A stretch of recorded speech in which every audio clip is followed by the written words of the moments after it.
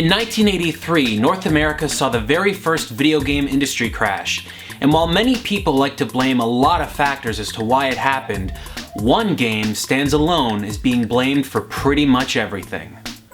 Considered by most to be the worst game ever made, released 1 month before the video game industry crash even happened, it was a warning shot of what was soon to come. On the Atari 2600, E.T. the Extraterrestrial. Let's find the positives.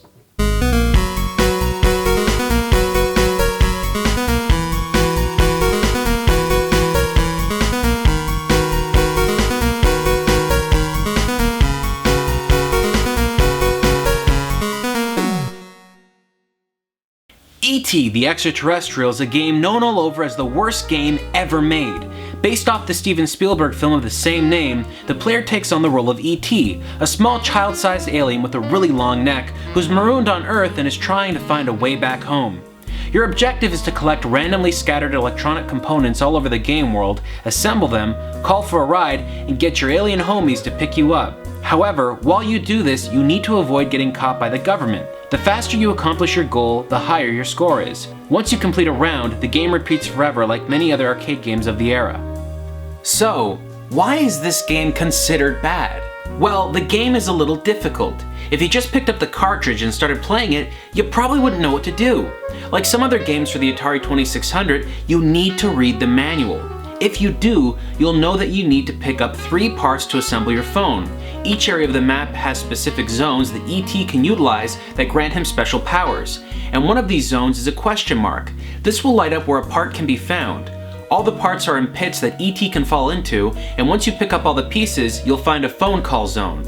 You call home, head to the pickup zone before the timer runs out, and bam, you win.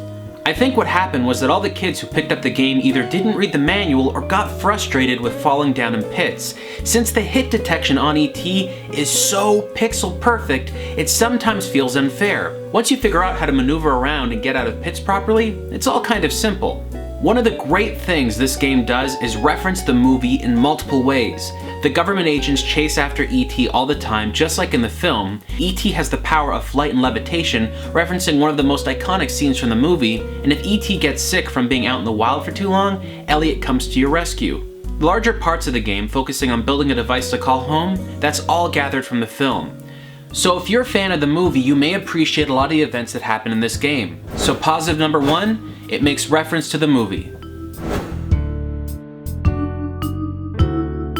Many games on the Atari 2600 placed you into limited actions for the sake of gameplay. Games like Pong, Asteroids, and Combat are great games, but they're limited in their own ways. While few games gave you the chance to explore worlds like Adventure and Hero did, E.T. actually has several different screens that can be explored freely. There's even a secret that you can find as a sort of Easter egg for those willing to find it. So positive number 2, you got an explorable world. Each time you play the game, it randomly generates zones. Like I mentioned earlier, zones are areas of the game that E.T. can activate to enable a special power or trigger an event. You can see them on the top of the screen as E.T. walks around. There are zones to find parts to your phone, call home, send the government agents away, and even warp to other locations on the map. What this means is that you'll have to explore and discover where the zones are every round. This gives the game replayability, making it just a little bit different every time you play. So, positive number 3, randomly generated zones. I'm not going to claim that this game is the greatest thing to ever happen.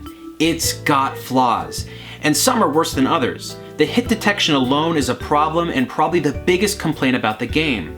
But taking everything else into account, there's a lot to do in this game. And you know what? It's not that bad. In fact, I kinda like playing it.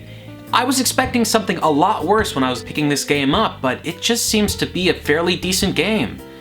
So, positive number 4, while it's not a great game, it's a decent one.